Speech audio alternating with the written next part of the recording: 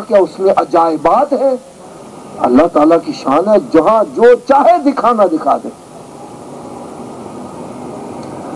بہرحال اس نے کہا کہ جی اللہ تعالیٰ نے مجھے حسن و جمال بڑھا دیا تھا، کپڑے میرے گندے مندے ہوتے تھے، غربت، خوب ٹھیلے کو دھکا لگانا، لیکن پھٹے پرانے کپڑے اور میلے کچالے کپڑوں میں بھی حسن جو تھا وہ جھلک کے باہر آتا تھا۔ تو آپ نے ایک انگلش کا محاورہ سنا ہوگا کہ a beauty needs no ornaments، کہ نہیں محتاج زیور کا جسے خوبصورتی خدا نے دی۔ جس کو رب تعالیٰ حسن و جمال دے دے اس کو زیورات کی ضرورت نہیں ہے۔ کہنے لگا میرے بے شک پھٹے پرانے کپڑے تھے، میلے کچالے کپڑے، لیکن حسن جھلک کے سامنے آتا تھا۔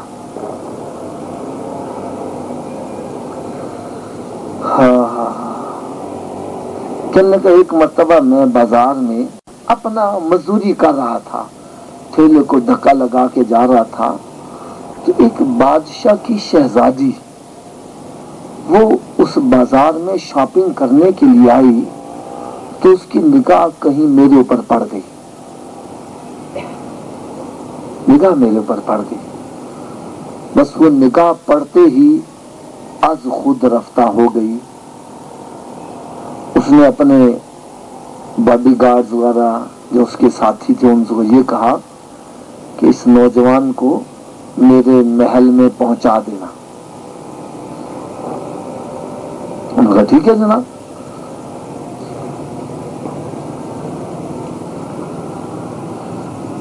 کہنے لگا جی انہوں نے مجھے پکڑا اور اس شہزادی کے محل میں پہنچا دیا، کپڑے وغیرہ مجھے انہوں نے تبدیل کروا دیے۔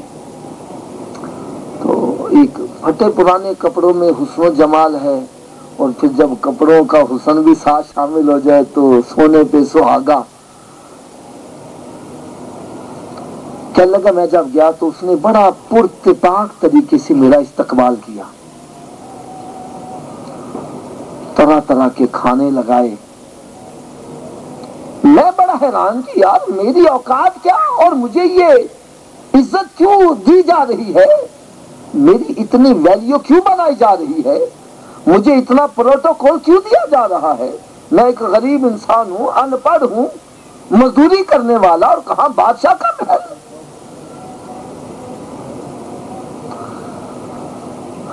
بہرحال کہنے لگے میں نے ڈرتے ڈرتے جو بھی تھا وہ کھانا وغیرہ کھایا۔ اس کے بعد اس لڑکی نے میرے ساتھ گفتگو شروع کر دی، کہنے لگی کہ نوجوان میں چاہتی ہوں کہ تو ہر وقت اچھے لباس میں رہے۔ کہنے لگا جی میں غریب آدمی ہوں، ایک ٹھیلے کو دھکا لگانے والا ہوں، مجھے کوئی 1-2 روپیہ روزانہ کے مزدوری ملتی ہے، اس میں مشکل سے میرے گھر کا کچن چلتا ہے، میں کپڑے کیسے کر سکتا ہوں بندوبست۔ وہ کہنے لگی اس کی فکر نہ کرو، لباس کا میں بندوبست کر دوں گی۔ میں خاموش ہو گیا۔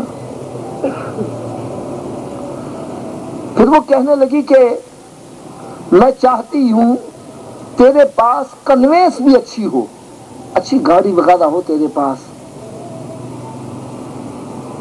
وہ کہنے لگے جی آپ کیا کہہ رہی ہیں، میں غریب آدمی گاڑی کا کیسے بندوبست کر سکتا ہوں؟ اس نے کہا فکر مت کرو، تیرے لیے گاڑی کا بھی بندوبست ہو جائے گا۔ میں اندر اندر سے پریشان ہو رہا ہوں کہ میرے اوپر یہ اتنی مہربان کیوں ہوتی جا رہی ہے۔ پھر اس نے کہا کہ میں چاہتی ہوں تیرے لیے بہترین کوئی محل ہو، اور تو فکر نہ کر، تیرے لیے محل کا بھی بندوبست ہو جائے گا۔ تیرے آگے پیچھے نوکر چاکر ہونے چاہیے، خدمت گزار ہونے چاہیے۔ وہ کہنے لگا میں تو خدمت گزار ہوں، میں تو خود چاہتا ہوں مجھے کوئی خدمت کے لیے ملازمت کے لیے رکھ لے، تم کیا جو میرے خدمت گزار ہو؟ نے کہا ہم یہ بھی بندوبست کر دیں گے۔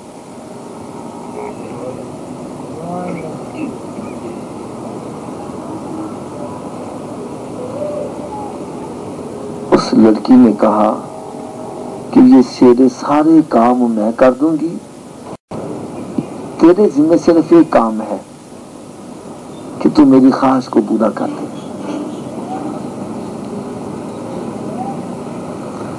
اب پیارے اسلامی بھائیوں سوچو، اگر آج کا کوئی نوجوان ہوتا، وہ ود ان نو ٹائم فوری طور پر کہتا کہ مجھے اور کیا چاہیے، پیسہ بھی مل رہا ہے، گاڑی بھی مل رہی ہے، کوٹھی کار بھی مل رہی ہے، خادم بھی مل رہے ہیں، اور موج میلہ بھی ہوگا، لیکن وہ آج کے نوجوان کی طرح جاہل نہیں تھا، وہ دین سے بے خبر نہیں تھا، اس کے پاس دنیاوی علم تو نہیں تھا، لیکن وہ قرآن و حدیث کا علم جاننے والا تھا۔ جب اس لڑکی نے اپنی خواہش کا اظہار کیا تو اس کی آنکھوں کے سامنے فوری طور پر قرآن مجید کی آیہ مبارکہ آ گئی، جس میں اللہ رب العزت نے ارشاد فرمایا وَلَا تَقْرَبُوا الزِّنَا إِنَّهُ كَانَ فَاحِشًا، خبردار زنا کے قریب مت جانا، یہ کھلی بے حیائی ہے۔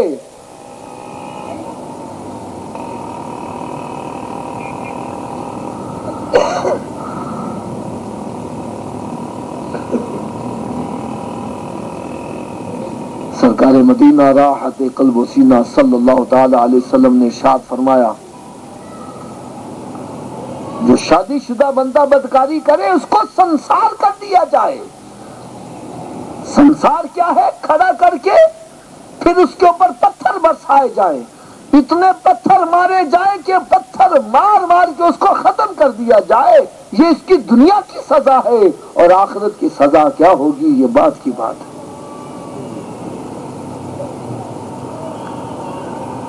اور اگر کوئی کنوارا کرے تو اس کو دھرے مارے جائیں، اتنی شدید سزا ہے اس کی۔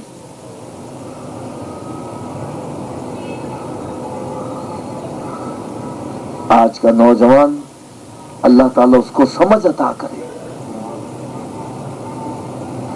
ادھر دیکھو آفریں ہو رہی ہیں اور انکار کر رہے ہیں، اور آج کا نوجوان چوکوں میں کھڑا، بس اسٹاپوں پہ کھڑا، اسکولوں کالجوں کے گیٹوں کے اوپر کھڑا ہے،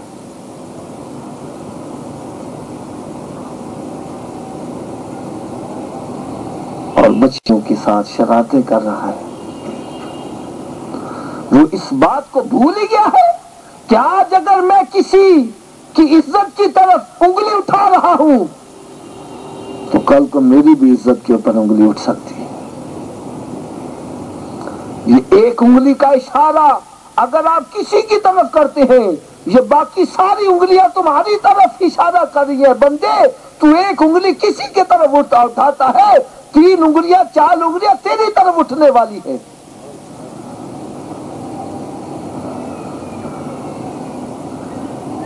کہ جوانی دیوانی ہوتی ہے، جوانی کے اندر بندہ کام ایسے کر بیٹھتا ہے، پھر بعد میں جب اس کو سزا ملتی ہے، یقین جانو ایسے ایسے بندے جو موت کی آرزو کرتے ہیں لیکن موت نہیں آ رہی ان کو،